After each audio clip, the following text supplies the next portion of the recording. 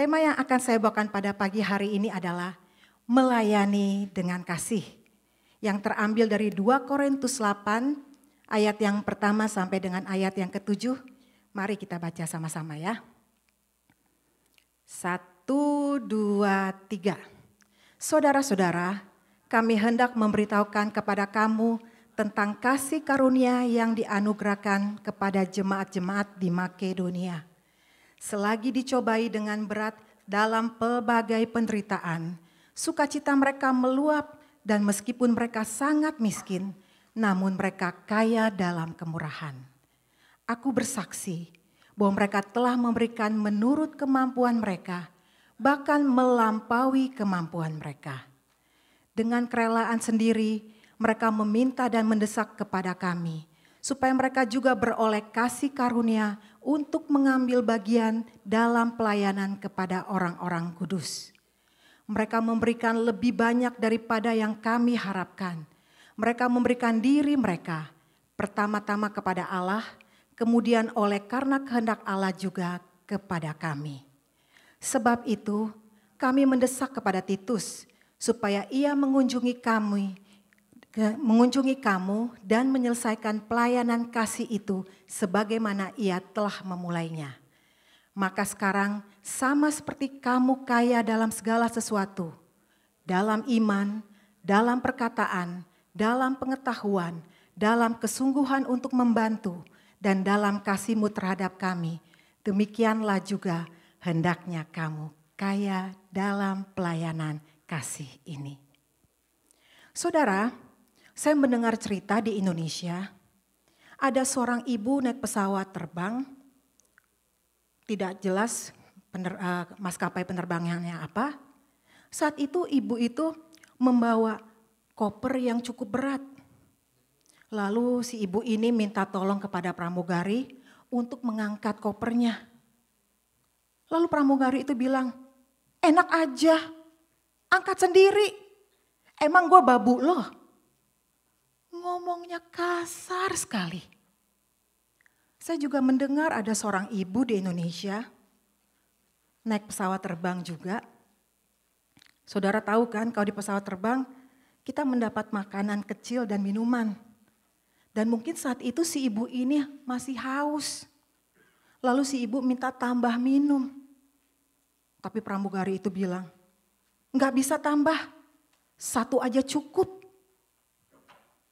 Saudara, memang sih enggak semua pramugari di Indonesia ya. Tapi ada pramugari menganggap pekerjaan pramugari itu hanya untuk nampang saja. Mau kasih lihat penampilan. Padahal sebenarnya pramugari itu adalah pelayan. Berarti mereka mau jadi pramugari hanya untuk show off. Hanya untuk menampilkan kecantikan mereka. Dan bukan untuk membantu. Berbeda dengan maskapai penerbangan internasional. Misalnya Singapore Airlines, American Airlines. Mereka melayani dengan ramah sekali. Saya jadi teringat akan cerita Pak Edi pada saat Pak Edi, Pak Humphrey dan juga Ibu Sylvie berkunjung ke Tijuana. Saat itu mereka mampir ke sebuah restoran dan waktu mereka mampir, mereka dilayani oleh seorang pelayan bule. Dan pelayan ini tanya, mau order apa? Dan salah satu dari mereka menjawab, oh kami mau order 2 mangkok sup saja. Nanti kami mau share supnya, karena takut kebanyakan. Dan pelayan itu mendengar itu langsung berkata, oh gak usah, gak apa-apa. Saya nanti akan kasih kalian 3 mangkok sup. Jadi kalian gak usah share. Pelayan ini melayani dengan ramah sekali. Gak ada tuh dia marah-marah. Gak ada tuh dia muka cemberut. Gak ada tuh muka yang gak enak. Tapi dia melayani dengan ramah sekali. Walaupun mereka hanya order 2 mangkok. Yang datang 3. Lalu salah satu dari mereka nyeletuk, beda banget ya sama restoran Chinese, kasar, galak. Saudara, dari dua cerita di atas kita melihat, yang satu melayani dengan kasih, dan yang satu lagi melayani dengan legalitas, aturan-aturan, sehingga mereka melayaninya dengan tidak rela. Saya tidak tahu dengan saudara kalau kita berbicara soal pelayanan. Bagaimana sikap saudara? Apakah saudara melayani dengan kasih? Atau saudara melayani dengan terpaksa? Saudara melayani dengan bersungut-sungut? Atau dengan apa saudara? Hari ini dari Jemaat Makedonia kita mau belajar. Pelayanan mereka sungguh-sungguh didasari oleh kasih Kristus. Dan seharusnya lah sebagai orang percaya kita lebih dari orang dunia. Orang dunia kadang-kadang melayani dengan kasih. Entah kasihnya itu dari mana. Tapi yang pasti itu kasihnya manusia. Atau mungkin juga kasih dari Tuhan mereka. Tapi yang pasti saudara, kasih Kristus adalah satu-satunya kasih yang melampaui segala sesuatu. Dan seharusnya lah sebagai orang percaya yang sudah menerima kasih Kristus, kita melayani dengan kasih. Contohnya hari ini yang kita baca, konteksnya dari Jemaat Makedonia. Jemaat ini dipuji oleh Paulus. Dan Paulus rindu kita semua meniru pelayanan mereka. Di mana Jemaat Makedonia melayani jemaat di Yerusalem yang sedang teraniaya. Mereka melayani dengan penuh kasih. Dan hari ini saudara, secara konkret, apa yang bisa kita pelajari dari pelayanan jemaat di Makedonia? Yang pertama, melayani dengan kemurahan.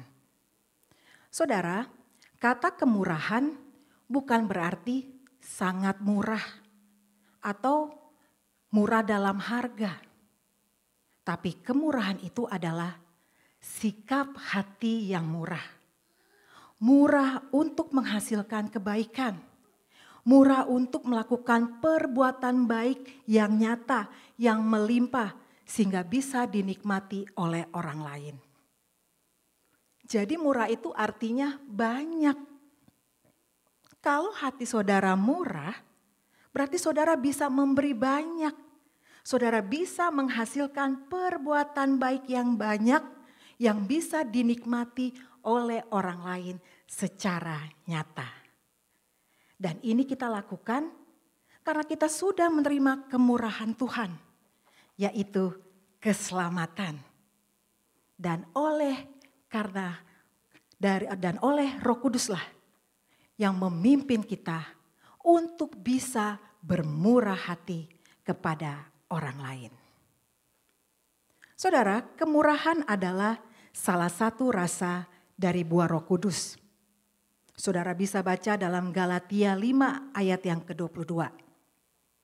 Jadi kemurahan itu tidak bisa dibeli, tapi produksi dari Roh Kudus. Kalau saudara sudah sungguh-sungguh diselamatkan dan memiliki Roh Kudus, harusnya Roh Kudus memproduksi kemurahan. Jadi salah satu bukti orang yang sungguh sudah menerima keselamatan dan memiliki Roh Kudus adalah murah hati.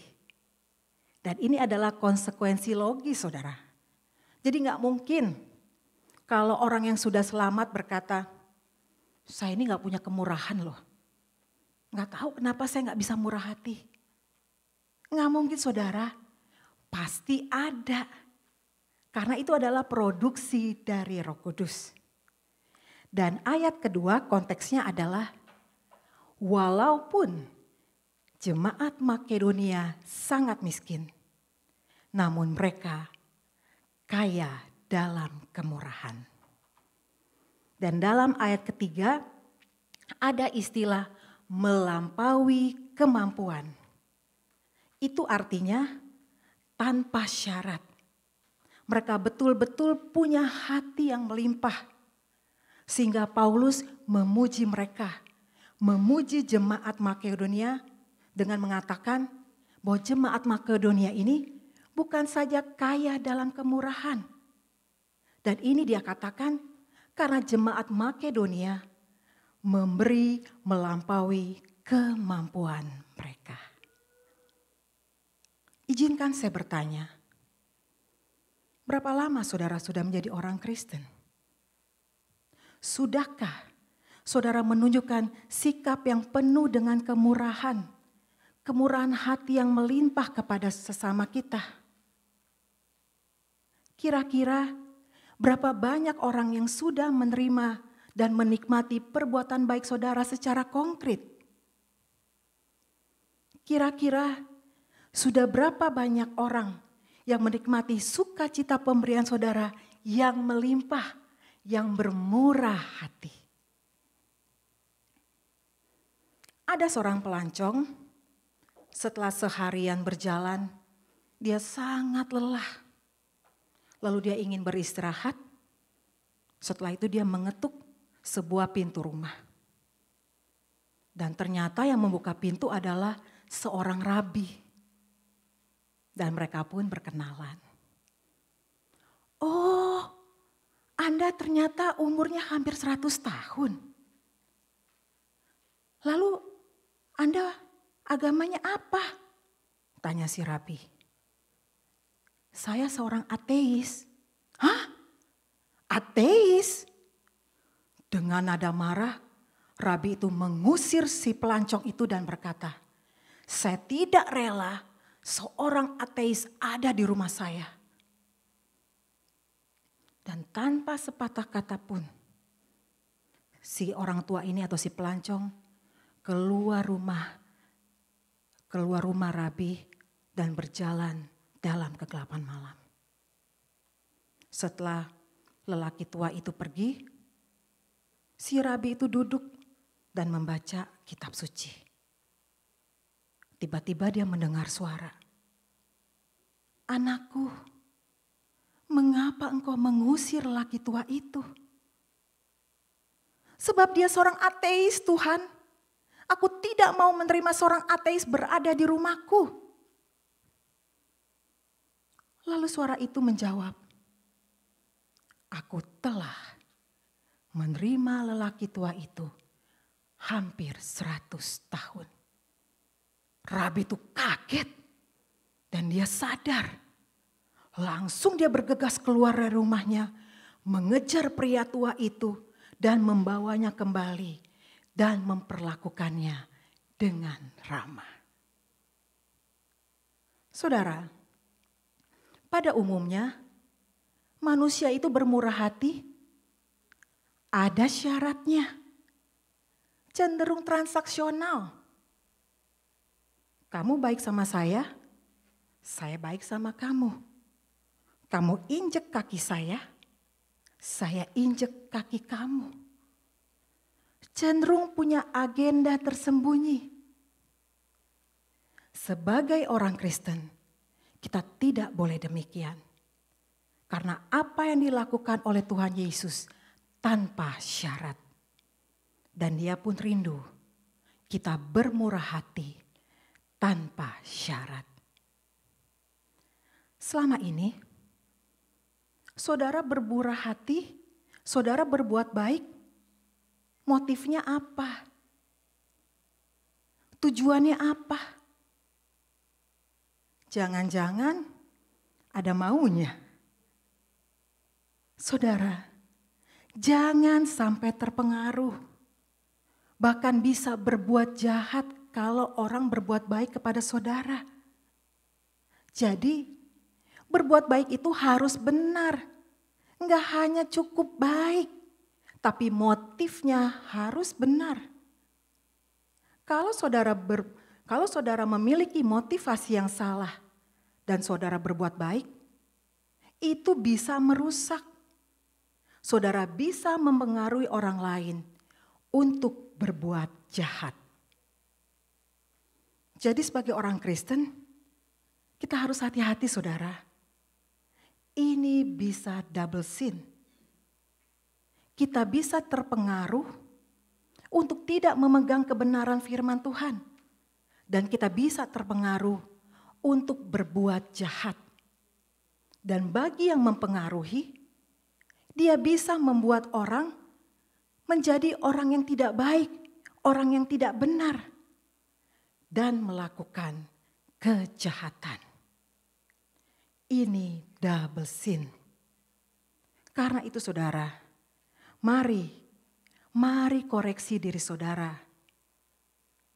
Kalau saudara berbuat baik, harus benar. Demi kemuliaan Allah, demi kemurahan Allah. Bukan karena ada agenda tersembunyi. Jangan berbuat baik karena ada agenda terselubung. Jangan berbuat baik untuk membeli orang. Dan jangan berbuat baik untuk mempengaruhi orang berbuat jahat. Karena semua itu adalah kejahatan di mata Tuhan. Yang kedua saudara, melayani dengan kerelaan.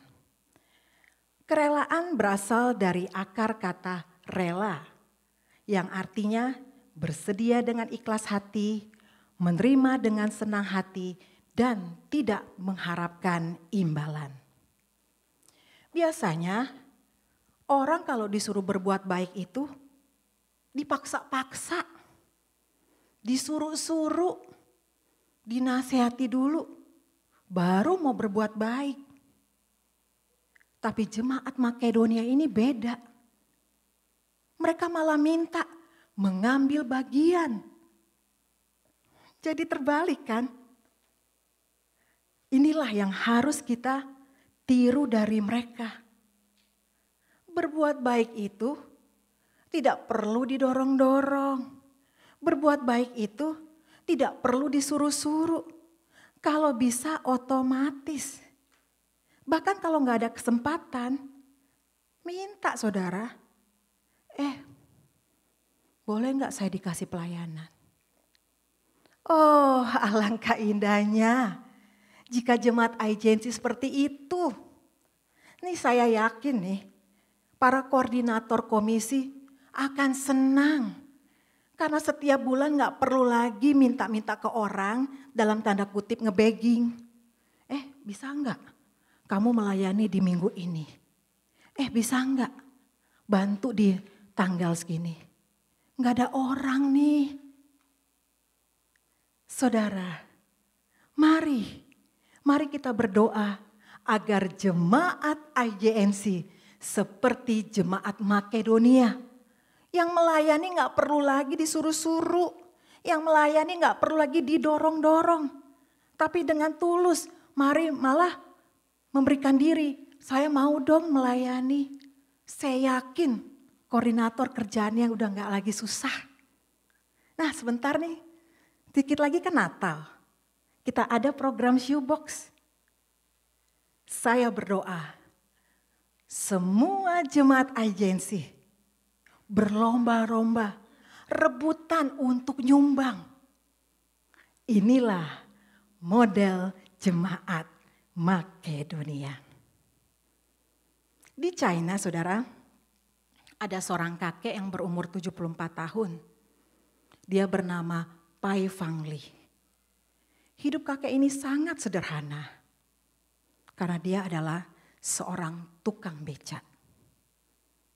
Namun Pai Fangli, walaupun hidupnya sangat sederhana, dia memiliki hati yang sangat besar untuk membantu orang lain. Selama 20 tahun mengayuh becak, uang hasil jeripayahnya dia berikan untuk membantu anak-anak terlantar dan putus sekolah. Hingga akhir hayatnya, lebih dari ratusan anak telah dibantunya. Suatu hari dia pernah ditanya, kamu itu harusnya dibantu karena hidup kamu juga susah. Kenapa kamu masih bisa membantu? Lalu kakek Pai Fang Li ini menjawab, aku bahagia. Aku bisa menjadi bagian berkat untuk anak-anak dan melihat mereka berhasil. Aku mengasihi anak-anak ini.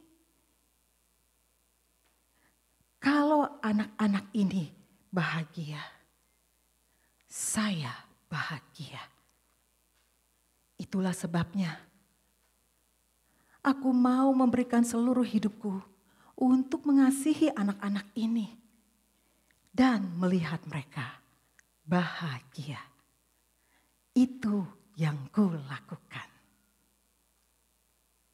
Saudara, walaupun Pai Fang Li hanya seorang tukang beca yang hidupnya penuh dengan kekurangan, yang dianggap tidak mampu, seorang miskin, tapi dia punya hati yang mengasihi, bahkan rela memberi melampaui kemampuan dia sebagai seorang tukang beca. Bagaimana dengan saudara selama ini? Apakah saudara memiliki kerelaan hati untuk berbuat baik bagi sesama? Seperti jemaat Makedonia yang membantu orang-orang miskin di Yerusalem. Seharusnya saudara, sebagai orang Kristen yang sudah mengalami kasih Kristus yang tak terbatas, kita bisa melakukan. Atau paling tidak, kita memiliki motif dan perbuatan yang rela mengasihi sesama. Bandingkan dengan Amsal 19 ayat ke-17 dikatakan, siapa menaruh belas kasihan kepada orang yang lemah, memiutangi Tuhan yang akan membalas perbuatannya itu. Arti memiutangi Tuhan, saudara, adalah kita membuat Tuhan, tanda kutip, berutang dengan kita. Artinya, Tuhan akan memberkati kita secara berlimpah-limpah tanpa kita minta. Kenapa selama ini saudara hidupnya tidak diberkati? Kenapa saudara tidak berlimpah-limpah? Jangan-jangan saudara belum menghasilkan kemurahan hati dengan motivasi yang benar. Dengan kerelaan hati yang berlimpah. Tapi jangan saudara berbuat baik agar hidup saudara berlimpah-limpah. Dan ternyata saudara, jemaat Makedonia bukan hanya melayani dengan apa yang mereka punya. Tapi juga mereka melayani secara spiritual. Itulah sebabnya mereka disebut kaya yang sesungguhnya. Yaitu iman, pengetahuan, perkataan, kesungguhan hati, dan kasih yang melimpah. Inilah kekayaan. Saudara, hari ini definisi kekayaan itu bukanlah dari berapa jumlah uang yang saudara punya. Ukuran kaya di mata Tuhan adalah 5 hal tadi. Iman, perkataan, pengetahuan. Ini berbicara soal relasi saudara dengan Tuhan, pengenalan saudara dengan Tuhan, kesungguhan hati. Ini berbicara apakah hati saudara murni dan di dalamnya adanya kesetiaan dan juga kasih yang melimpah. Ini berbicara mengenai kasih-Nya Kristus. Izinkan saya bertanya, hari ini saudara digolongkan orang yang kaya atau orang yang miskin di mata Tuhan? Saudara, kita tidak hanya mengejar kekayaan secara materi, tapi kita miskin secara rohani. Bandingkan dalam Lukas 16 tentang perumpamaan tentang Lazarus yang miskin dan orang kaya. Orang kaya ini pelit, orang miskin dihina-hina, dan dia juga tidak percaya kepada Tuhan. Karena itu dia disebut orang yang miskin. Dan kita melihat saudara, si orang kaya namanya tidak disebut. Tapi si miskin namanya disebut. Berarti di mata Tuhan, mana yang lebih kaya? Banyak orang cari nama di bumi. Tapi di hadapan Tuhan enggak ada namanya. Tapi Lazarus, dia adalah seorang yang beriman dan bersandar kepada Tuhan. Dan namanya disebut, dia dikenal oleh Tuhan. Kira-kira saudara mau cari nama di hadapan siapa? Manusia, tapi tidak dikenal di hadapan Tuhan. Saudara, William Colgate adalah pemilik dari Colgate-Palmolive. Saya percaya sebagian kita di sini pernah, bahkan mungkin masih menggunakan produk dari perusahaan ini. Perusahaan ini pernah dinobatkan oleh majalah Fortune sebagai salah satu dari 500 perusahaan yang paling sukses di Amerika. Pada usia ke-21 tahun, si William ini bekerja di perusahaan ayahnya yang memproduksi sabun. Tapi sayang, usaha ayahnya bangkrut. Tapi William tidak menyerah begitu saja. Dia berangkat ke New York menggunakan kapal laut. Dan di kapal laut inilah dia bertemu dan berkenalan dengan sang kapten yang ternyata adalah seorang Kristen yang taat.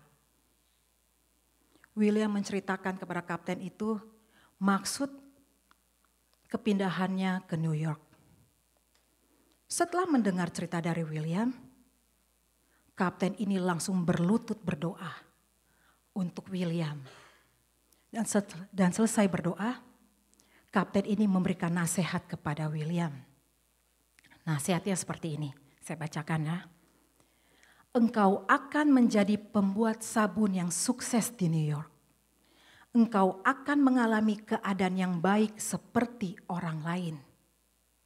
Jadilah orang baik, berikan hatimu kepada Kristus dan menjadi miliknya. Jadilah orang jujur dalam membuat sabun. Berilah ukuran dan timbangan yang tepat. Aku yakin engkau akan menjadi orang kaya dan mengalami kemakmuran. Dan nasihat ini saudara diingat oleh William ketika dia berangkat ke New York. Dia datang sebagai orang yang miskin. Dia bekerja sebagai pekerja bawahan. Tapi dia tetap setia beribadah kepada Tuhan. Dan 1/10 dari penghasilannya dia persembahkan kepada Tuhan. Dari seorang pekerja menjadi rekan kerja. Dan akhirnya menjadi pemilik perusahaan tersebut. Dan semenjak dia menjadi pemilik perusahaan, usahanya berkembang pesat. Dan dia mempersembahkan keuntungannya kepada Tuhan mulai dari 20%, 30%, 40%, sampai akhirnya 90% dari keuntungan perusahaannya diberikan kepada Tuhan. Tuhan, aku bersyukur untuk berkat-Mu yang luar biasa. Bagiku 10% itu sudah terlalu banyak Tuhan. Aku ingin memberikan lebih untuk pekerjaan-Mu Tuhan. Semakin dia memberi, semakin William Colgate menjadi kaya. Dan oleh berkat kemurahan Tuhan, seorang William Colgate yang awalnya orang miskin menjadi pengusaha yang besar, menjadi seorang milioner di zamannya. Saudara, ini adalah contoh orang yang kaya sesungguhnya. Kaya secara materi dan juga kaya secara rohani. Bagaimana dengan saudara? Apakah saudara termasuk orang yang kaya? Kaya hanya secara materi? Atau kaya secara rohani? Atau dua-duanya miskin? Nggak percaya kepada Tuhan? Nggak pernah juga memberi? Makanya nggak ada berkatnya. Tapi ada orang yang secara materi banyak, tapi secara rohani nggak punya. Saudara mau yang mana? Saudara, mari kita menjadi orang yang kaya secara materi dan juga kaya secara rohani. Sehingga kita bisa menjadi berkat yang nyata bagi banyak orang dan orang lain bisa menikmati kekayaan kita, baik secara rohani maupun secara materi.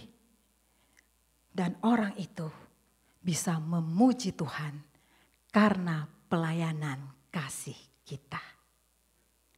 Semoga dalam perayaan Thanksgiving, kita bukan hanya berbuat baik, kita bukan hanya melayani kasih hanya di bulan ini saja, tapi seterusnya. Sehingga kita sungguh-sungguh kaya di mata manusia dan di hadapan Tuhan. Kita punya nama yang baik di hadapan manusia dan di hadapan Tuhan. Dan kita tetap diingat sebagai orang yang baik yang melayani dengan kasih, mengasihi manusia dan mengasihi Tuhan. Itulah kesuksesan yang sejati. Amin. Mari kita berdoa saudara. Terima kasih Tuhan untuk kebenaran firman-Mu yang kami pelajari pada hari ini. Tolong setiap kami Tuhan untuk tidak hanya menjadi pendengar, tapi kami menjadi pelaku-pelaku kebenaran firman Tuhan. Bahwa hidup kami yang sementara ini, kami rindu menjadi berkat bagi sesama kami. Kami rindu menjadi orang-orang yang kaya, baik secara materi dan juga secara rohani. Sehingga melalui hidup kami yang sementara ini, nama Tuhan dipermuliakan dan diagungkan. Terpujilah Engkau Bapa, pakailah setiap kami yang mendengar firman Tuhan untuk lagi menjadi kesaksian bagi banyak orang. Sehingga melalui hidup kami, Tuhan Yesus ditinggikan dan diagungkan. Dalam Yesus kami berdoa dan mengucap syukur kepada Bapa di surga. Amin.